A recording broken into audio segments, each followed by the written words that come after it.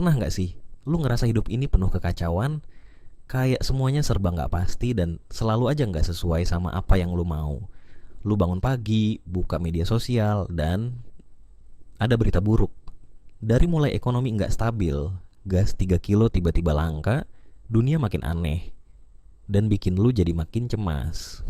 Nah, kalau lu ngerasa kayak gitu, mungkin lo butuh asupan buat diri lu. Satu filosofi hidup yang udah teruji ribuan tahun, stoikisme.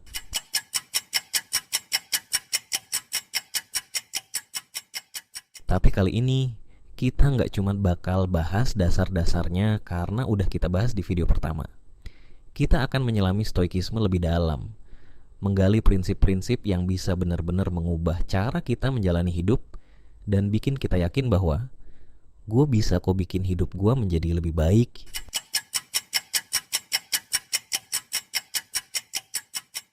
Banyak orang berpikir stoikisme adalah filosofi kuno yang udah gak relevan di zaman sekarang. Tapi justru sebaliknya. Dalam dunia modern yang penuh distraksi dan ketidakpastian, stoikisme mungkin salah satu fondasi mental yang bisa mulai kita terapin di kehidupan buat bikin kita tetap kokoh. Coba bayangin gini, lu punya smartphone. Setiap hari, lu dapat notifikasi dari berbagai sumber, dari mulai media sosial, berita, email kerja, ataupun yang lainnya. Semua ini bikin lu terus-menerus waspada, seakan-akan bikin lu harus selalu responsif. Akibatnya, pikiran lu jadi gak tenang, gampang stres, dan cepat lelah. Nah, stoikisme itu kayak fitur do not disturb buat otak lu. Filosofi ini ngajarin kita buat memilah mana yang perlu kita respons dan mana yang sebaiknya kita abaikan. Bukan bodo amat ya, tapi ingat, memilah atas dasar pertimbangan yang udah kita pikirin. Dengan begitu, kita bisa fokus ke hal-hal yang benar-benar penting.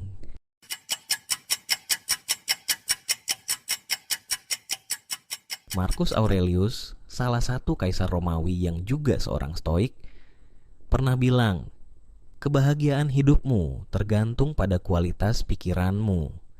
Maksudnya apa? Banyak dari kita terlalu sibuk mikirin hal-hal yang di luar kendali, sampai lupa bahwa kita punya kekuatan untuk mengontrol pikiran dan tindakan kita sendiri, untuk kita mau bawa kemana. Misalnya, bayangin lu lagi naik gunung. Tiba-tiba cuaca berubah, hujan deras, jalanan jadi licin. Lu punya dua pilihan, panik dan mengeluh, atau tetap tenang, mencari tempat berteduh, dan melanjutkan perjalanan saat aman. Stoikisme mengajarkan kita buat selalu memilih opsi kedua, karena hanya itu yang ada dalam kendali kita. Dan selalu yakini bahwa kekuatan terbesar atas kendali kita hanya lahir dari diri kita sendiri.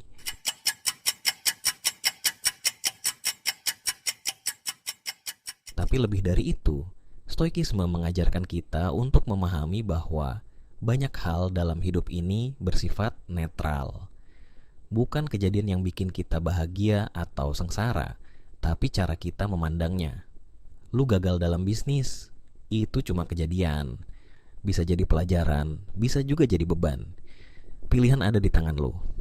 Ingat, sudut pandang memandang sesuatu itu juga punya peran yang sangat penting.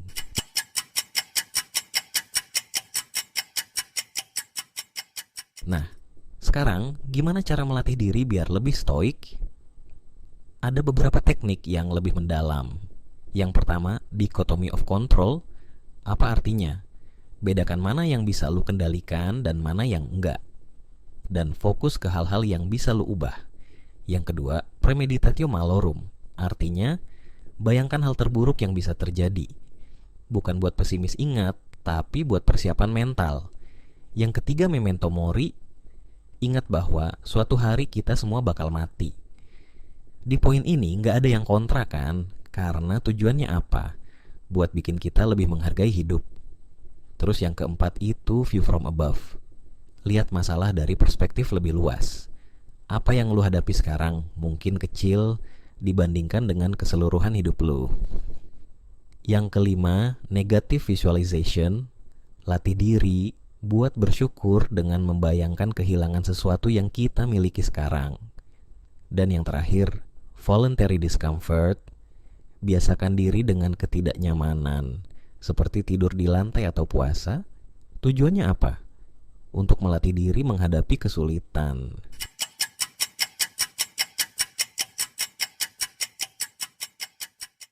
Biar lebih gampang, gue bakal kasih analogi lain. Hidup itu kalian bayangin kayak main catur. Dari setiap langkah yang lu buat bisa dipengaruhi oleh lawan, kondisi papan, dan strategi yang lu pilih. Lu bisa berharap lawan lu melakukan kesalahan, atau lu bisa fokus membuat langkah terbaik dengan kondisi yang ada. Jadi di sini gue mau nekenin satu hal, bahwa yang terpenting itu bagaimana kita bisa siap menghadapi apapun kejadian, dan bisa selalu fokus sama akan kita bawa kemana diri kita ini. Atau bisa juga bayangin lu lagi di antrian panjang, entah beli makan atau antri saat mau beli bahan bakar kendaraan kalian. Lu bisa kesel, ngedumel, atau malah curi kesempatan buat main HP. Tapi apa itu bakal mempercepat antrian? Enggak. Yang bisa lu kendalikan cuma sikap lu menghadapi situasi tersebut dan bersabar. Pada akhirnya akan kebagian juga kok giliran buat diri lu. Dan ingat bahwa makna hidup bukan siapa cepat, tapi siapa yang bisa menghargai proses.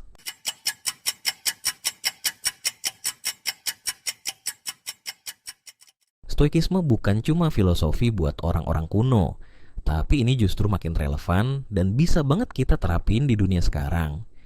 Dengan media sosial yang bikin kita gampang kebawa emosi, ekonomi yang nggak pasti, dan kehidupan yang penuh tekanan, stoikisme bisa jadi tameng mental kita buat siapin diri kita sama hal toksik yang terjadi. Kalau lu bisa terapkan ini dalam hidup, yakin deh lu bakal lebih tenang dan juga lebih bisa menikmati hidup. Lebih gak gampang terprovokasi misal.